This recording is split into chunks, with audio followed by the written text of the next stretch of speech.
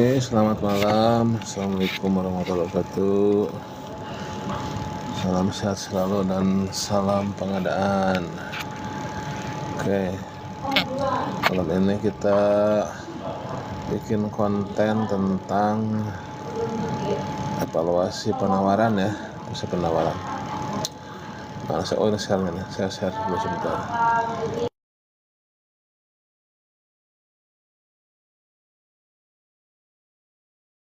Ini sekarang ini, saya share dulu sebentar.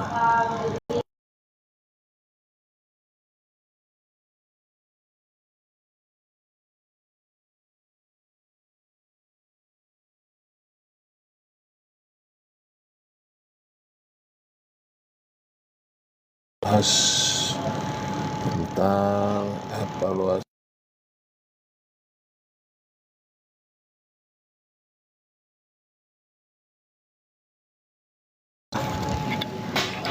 Kita cek di perpresnya ada di pasal berapa nih, kita kontrol F, evaluasi penawaran. Yang jelas ya, kalau untuk konstruksi barang jasa lainnya, nah ini di pasal 39 ya. Di pasal 39 ada 3 sistem nilai, biaya selama umur ekonomis, dan harga terendah. Nah ini untuk barang, pekerjaan konstruksi dan jasa lainnya. Saya ulangi, untuk barang, pekerjaan konstruksi dan jasa lainnya itu ada 3 ya, sistem nilai, BSW, biaya selama ekonomis, dan harga terendah. Untuk BPKJL, untuk barang, pekerjaan konstruksi dan jasa lainnya. Kalau untuk konsultan di pasal 42. Nah ini pasal 42. Untuk jasa konsultansi ya, itu ada 4: kualitas biaya, kualitas, pagu anggaran, dan biaya terendah. Oke.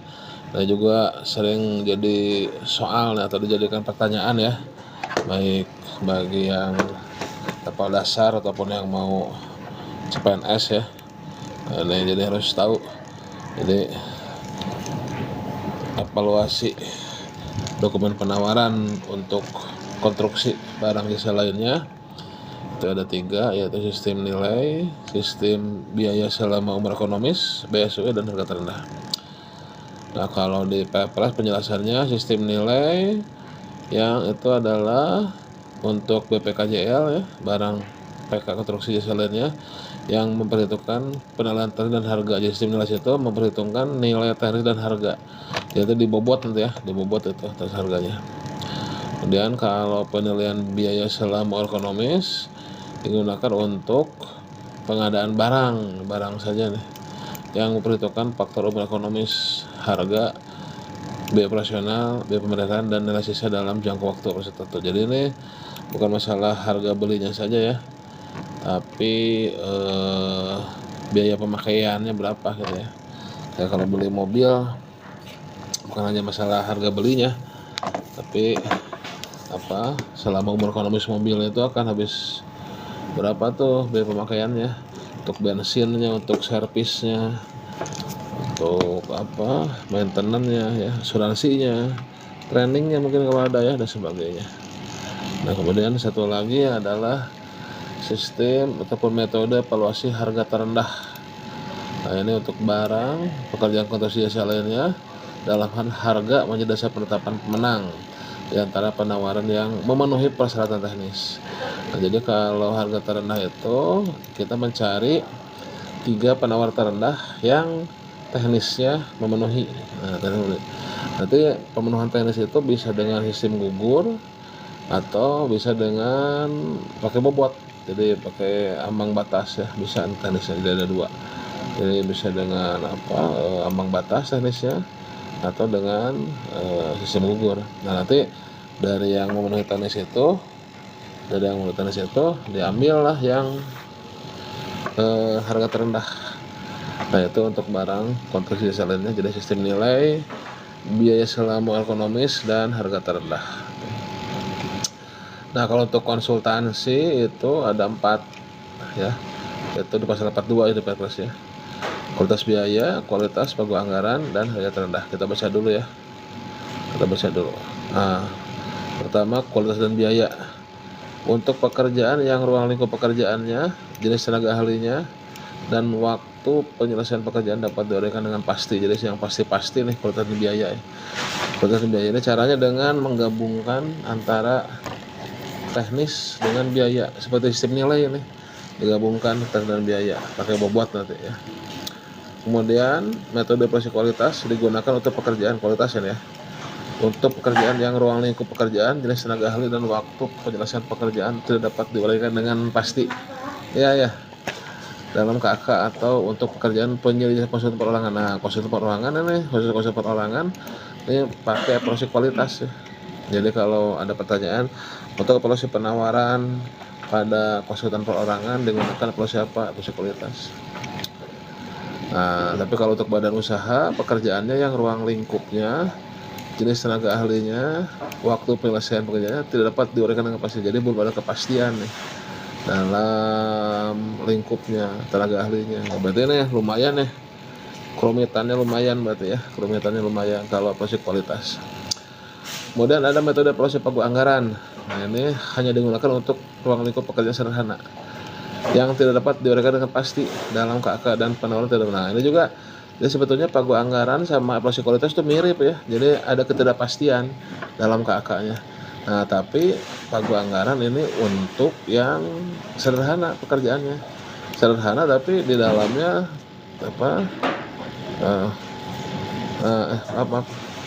pagu anggaran hanya digunakan untuk lingkup pekerjaan yang sederhana yang dapat diuraikan dengan pasti ya. Dalam KK dan tidak boleh beri pagu. Dalam artian ini pagu anggaran memang dapat diuraikan dengan pasti ya.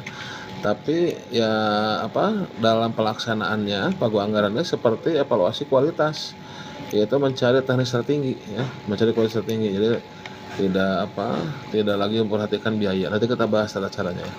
Sekarang kita baca dulu berdasarkan Perpres ya. Kemudian di pasal 42 biaya terendah adalah digunakan untuk pekerjaan standar atau rutin ya, yang praktik dan standar pekerjaan sudah mapan. Nah, ini jadi evaluasi biaya terendah ini untuk pekerjaan yang rutin standar, yang praktek dan standar pekerjaan sudah mapan ya, sudah jelas lah ya. Nah, ini biaya terendah. Oke, ulangi ya. Jadi untuk jasa konsultan ada 4 jenis. Ada 4 jenis metode penawaran. Metode penawaran ya, metode evaluasi penawaran ya, bukan evaluasi kualifikasi. Kalau kualifikasi kemarin kan sudah ya dengan sistem gugur atau pembuatan ambang batas. Ini untuk metode evaluasi penawaran ya. Nah, untuk konsultan ada 4. Untuk konsultan dulu, konsultan ya, tadi sudah untuk BPKJL. Untuk konsultansi itu ada 4, yaitu kualitas biaya, kualitas, pagu anggaran, dan biaya terendah. Kualitas dan biaya ini untuk yang ruang lingkupnya, jenisnya, jenis tenaga ahlinya, TA-nya ya, waktunya dapat diuraikan dengan pasti. Jadi sudah jelas ya, pasti bisa pakai kualitas biaya. Caranya yaitu dengan menggabungkan antara teknis dan biaya. Nanti diberikan bobot. Nah, ini seperti sistem nilai pada BPKJL. Terus evaluasi kualitas. Nah, kalau kualitas ini untuk pekerjaan yang lingkup tenaga ahli, waktu penyelesaian tidak dapat diuraikan dengan pasti. Nah, ini kualitas tuh berarti sudah kerumitannya lumayan ya. Contoh untuk evaluasi kualitas mungkin kayak AMDAL PLTN gitu ya, AMDAL yang kajian yang DED yang ya perencanaan yang lumayan lah, pekerjaan fisiknya gitu ya. Kayak desain and build seperti itu, yang besar-besar nilainya dan lumayan resiko tinggi ya, ini tidak dapat diuraikan dengan pasti kalau ini evaluasi kualitas. Nah, kualitas biaya ini sedang-sedang aja, sudah pasti tadi ya. Sekolah pagu anggaran ini untuk pekerjaan sederhana ya, sederhana diuraikan dengan pasti ya. Nah, namun ini untuk pagu anggaran itu sebetulnya itu caranya mirip evaluasi kualitas, mencari teknis terbaik. Jadi evaluasi kualitas kan mencari teknis terbaik kan. Pagu anggaran juga mencari teknis terbaik, cuma untuk pekerjaan yang sederhana. Nah, jadi sebetulnya evaluasi kualitas dan pagu anggaran tuh sebetulnya sama-sama mencari teknis terbaik. Cuman kalau evaluasi kualitas itu untuk konsultan yang nilainya lumayan besar, kerumitannya juga lumayan, ada ketidakpastian, nah itu cari teknis terbaik ya. Harga nanti kalau melebihi HPS bisa negosiasi.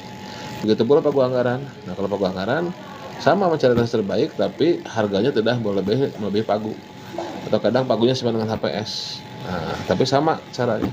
Makanya kalau kita memiliki jasa konsultan yang mencari teknis terbaik, pilihnya dua, kualitas atau pagu anggaran. Nah, kita lihat bagaimana skala skala pekerjaannya. Kalau skala pekerjaannya sederhana, tapi kita butuh teknis terbaik, pakai pagu anggaran. Kalau skala pekerjaannya tinggi, resikonya tinggi, ketidakpastian, gunakan aplikasi kualitas. Nah, terus terakhir ada biaya terendah. Nah, kalau biaya terendah ini untuk pekerjaan-pekerjaan yang standar, rutin ya. Nah, praktek dan standar sudah mapan. Nah, ini biaya terendah. Misalkan ya pekerjaan-pekerjaan yang sederhana lah ya. Perencanaan gedung yang standar, pekerjaan jalan sederhana, kajian sosial ekonomi yang standar, gunakan biaya terendah. Nah, itu teman-teman semuanya ya.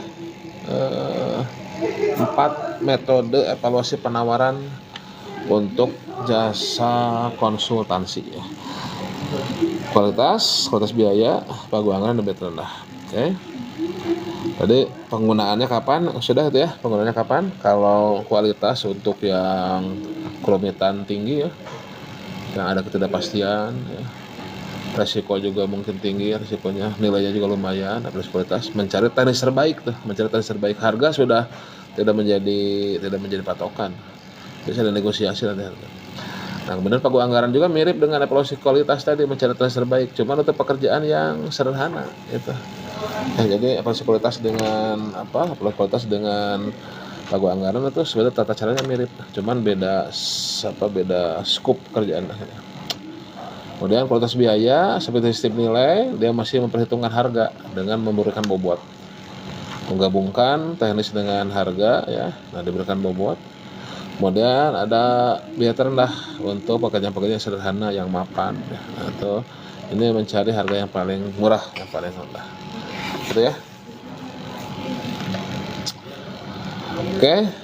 Ini pertanyaan-pertanyaannya e-purchasing. Oke, nggak apa-apa lah ya. Silakan kalau ada yang mau didiskusikan ya, silakan. Kita sama-sama belajar ya. Tapi minum dulu nih. Mohon maaf tadi telat ya. Senin hari ini saya agak capek nih. Banyak kerjaan lumayan alhamdulillah. Jadi menilai seminar hasil on job training gitu para JF. Plus juga mempersiapkan besok asesmen, sambil e-learning juga gratifikasi belajar gratifikasi KPK tuh. Terus apa lagi tadi? Ya lumayan lah, ada persiapan lumayan, agak lelah, tapi alhamdulillah bersyukur punya pekerjaan alhamdulillah. Dari Wika 1995. Etalase produk penyedia otomatis migrasi ke Vietnam atau input ulang. Ya kalau konsepnya sih migrasi otomatis ya, tapi ya masih proses ya. Dan dari beberapa pilot project ada migrasinya, masih ada yang tercecer. Ya itu nanti silahkan dikonsultasikan dengan helpdesk-nya ya, silahkan. Ini masalah teknis e-purchasing ataupun teknis katalog yang terbaru, memang saya udah dari postingan sebelumnya saya nggak bisa jawab lugas ya, mohon maaf ya kalau nggak lugas ya, karena memang masalah teknis ini saya juga terutama pertanyaan untuk pelaku usaha atau penyedia ya, saya juga tidak memakai username password penyedia ya, jadi nggak terlalu hafal bagaimana dashboardnya ya. Saya pakainya ya dashboard untuk PPK sebetulnya. Oke. Bolu pisang 1, bolu_pisang 1. Kalau pengadaan barang misalkan mebel di purchasing, apakah boleh pakai penyedia yang sudah langganan? Boleh ya, boleh langganan boleh, yang penting intinya ya sesuai dengan prinsip dan etika tidak terlanggar. Prinsip dalam artian kan efektif, efisien, transparan, terbuka, bersaing, adil, dan akuntabel. Nah itu tolong diikuti, dalam artian ya isu di katalog itu kan bersaing, itu persaingan misalnya. Dalam artian sederhananya kan katalog itu persaingannya kan diturunkan ke pasar gitu ya. Nah seringkali di pasar tidak terjadi persaingan gitu kan. Nah, sehingga negosiasinya harus benar. Dalam negosiasi ya kita harus tahu harga realnya berapa.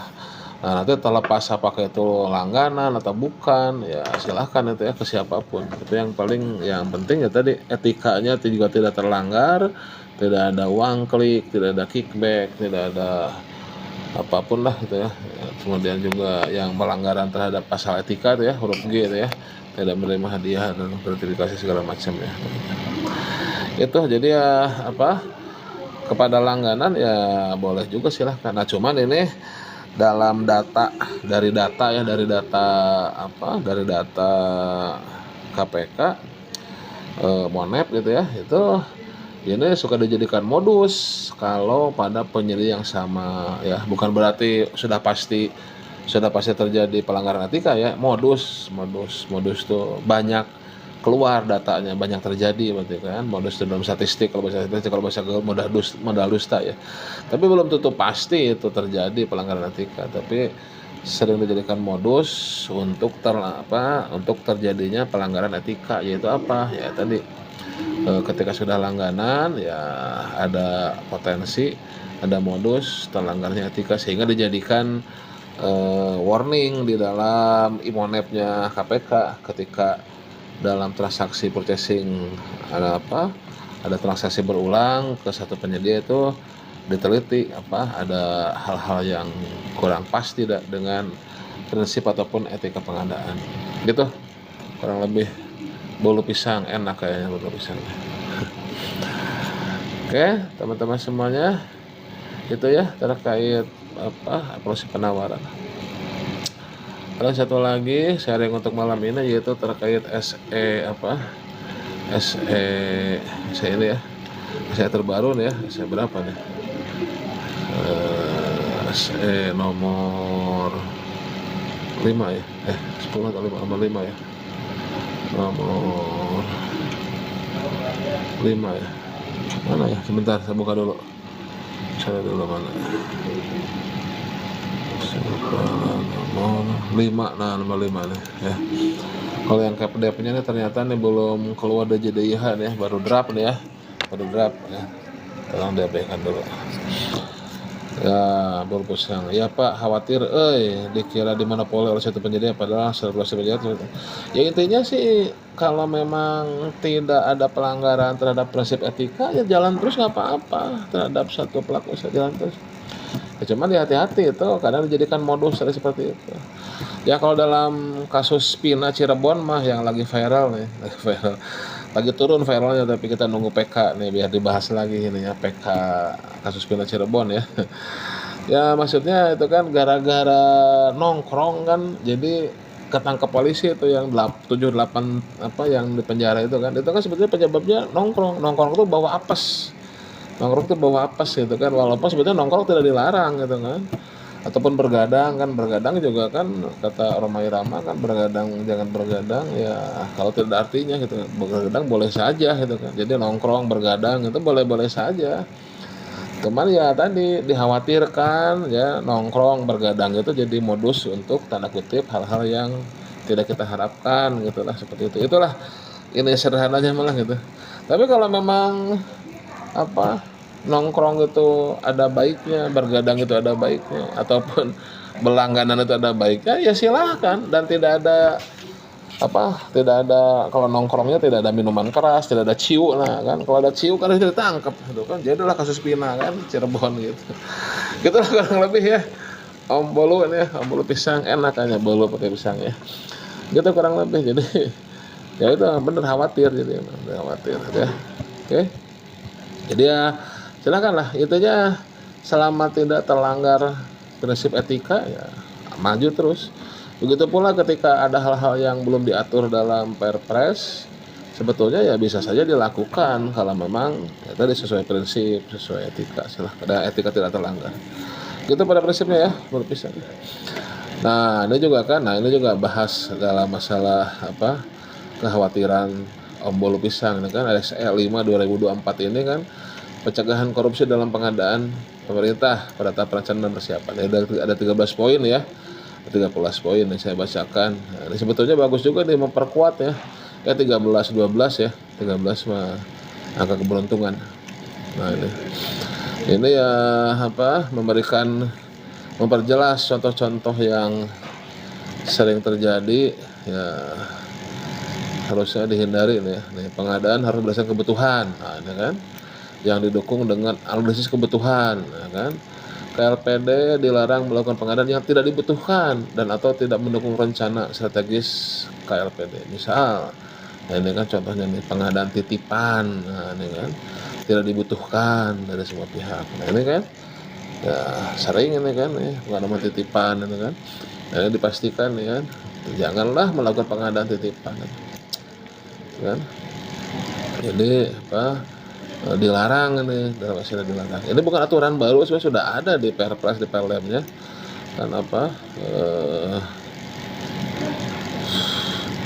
boleh nanya di luar hal katalog. Iya ya silakan bebas lah. Selama saya bisa jawab.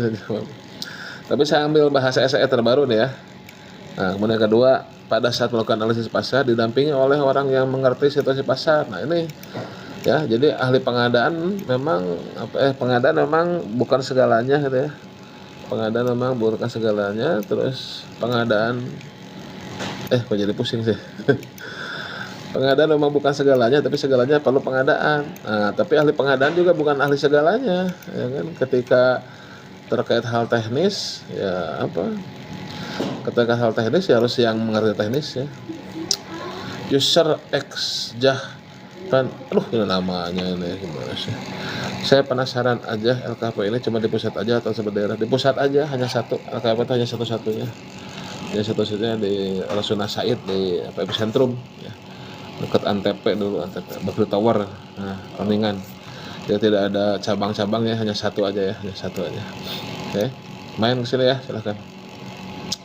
Itu ya. Jadi nomor 2 ini saat melakukan analisis pasar didampingi oleh orang yang mengerti situasi pasar, khususnya konstruksi ya, sebetulnya khususnya konstruksi, tapi bukan hanya konstruksi ya.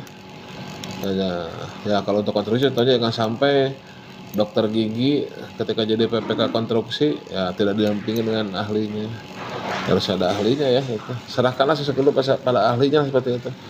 Ahli pengadaan ya pada ahlinya, ahli konstruksi ya pada ahli konstruksi. Kalau PPK-nya bukan ahli konstruksi ya didampingi oleh tim ahli ya. Seperti itu.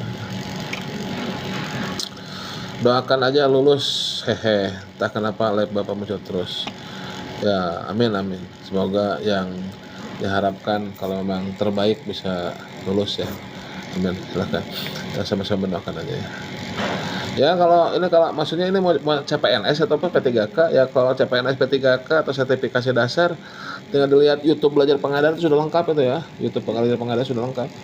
YouTube belajar pengadaan itu sudah lengkap di playlist dasar itu ya. Terus kalau mau buat SKB itu di kata kunci SKB aja ya.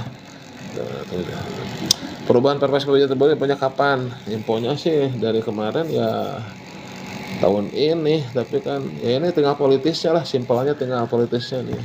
Tinggal nunggu politisnya. Kalau draftnya sih sudah mantap lah. Oke. Lanjut ya, saya nomor 3 ya. PPK, PP, Pokja melakukan kaji ulang atas RUP. Nah, ini yang banyak di tanda kutip diperdebatkan oleh teman-teman yang berkecimpung dalam pengadaan ya. Jadi PPK, PP melakukan kaji ulang yang atas RUP ditetapkan oleh PAKPA. Apabila ditemukan rencana pengadaan tidak sesuai, maka pengadaan tidak diadakan. Ini ada perdebatan kenapa Pokja PP harus ikut-ikutan di perencanaan. Ya di dalam kalau ini latar tugasnya ya, latar tugasnya kan ada kaji ulang ya, Pokja harus kaji ulang ya, kaji ulang DPP kan. Terus kalau saya sih melihatnya secara mendasar mau PP, mau Pokja, mau PPK ya harus tahu apa yang akan diadakan. Ketika harus tahu akan diadakan ya harus melihat perencanaannya gitu kan, harus lihat kebutuhannya apa, tahu kebutuhannya apa, kemudian tahu speknya bagaimana ya berarti harus bisa nge-review perencanaan gitu ya. Tentunya itu seorang japung yang harus bisa, yang memiliki kompetensi itu adalah seorang japung seperti itu ya.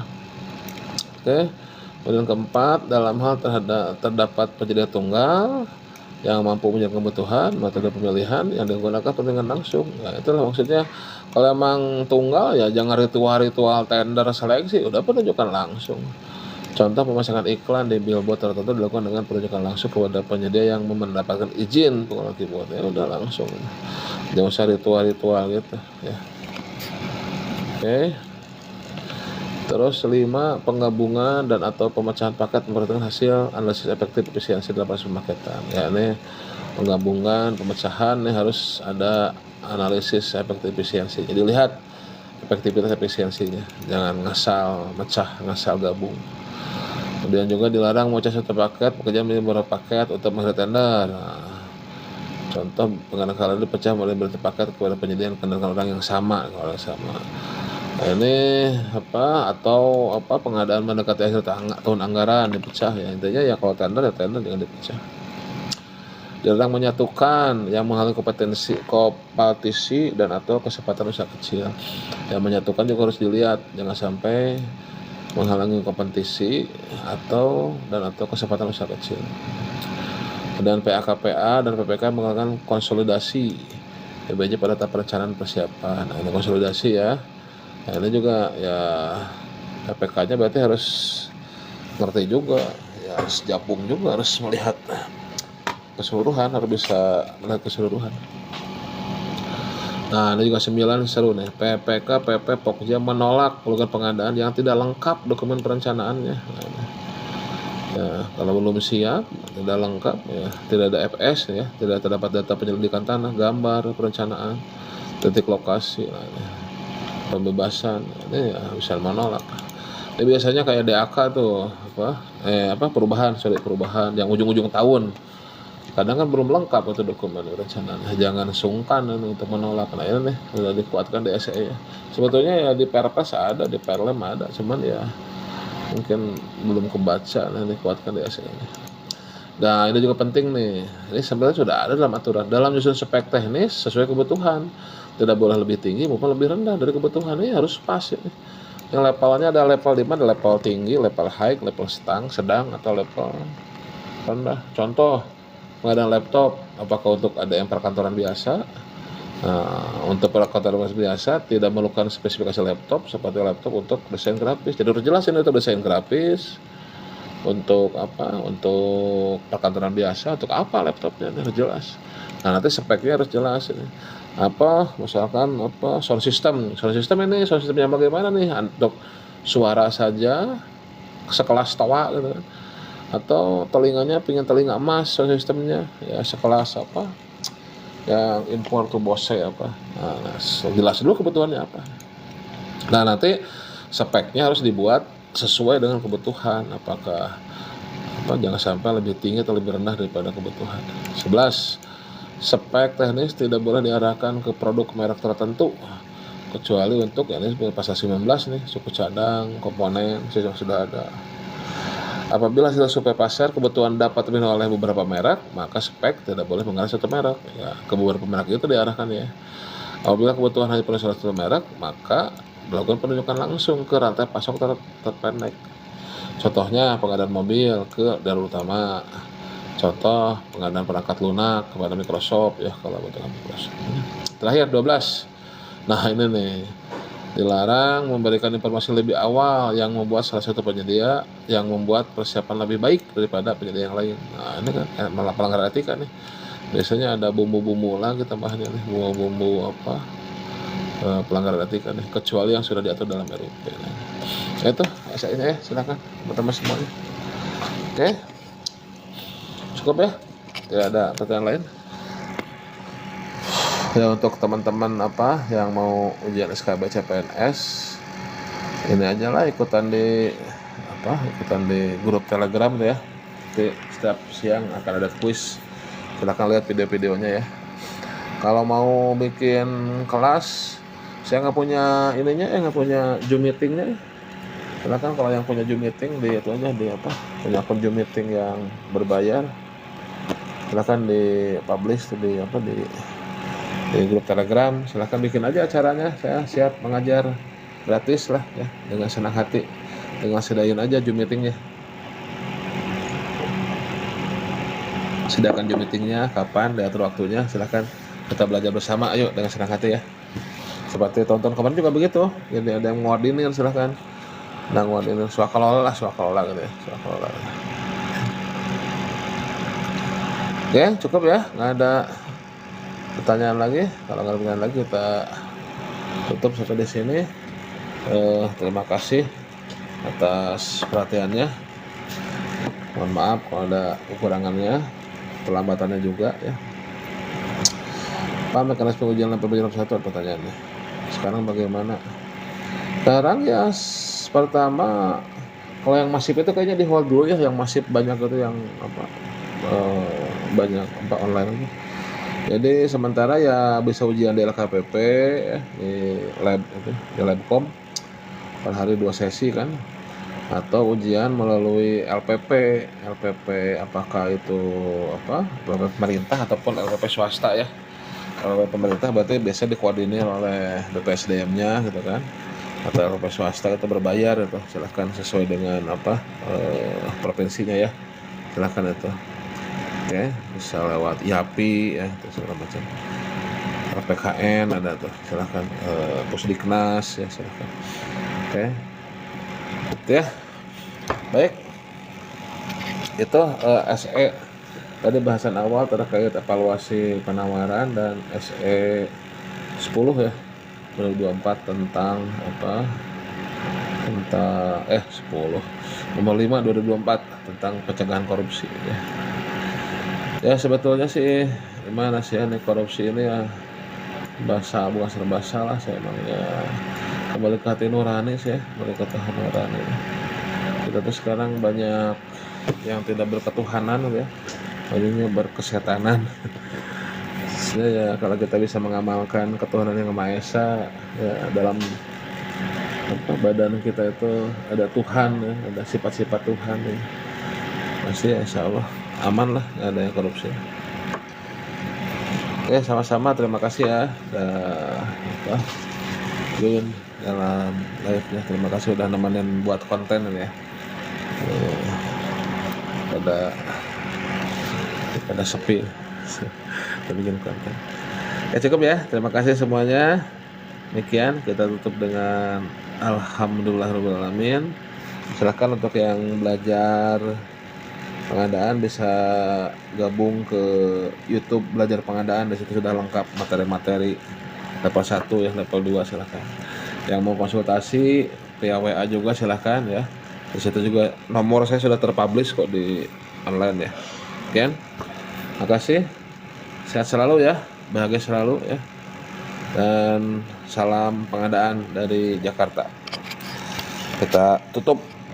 Kita live ya, terima kasih.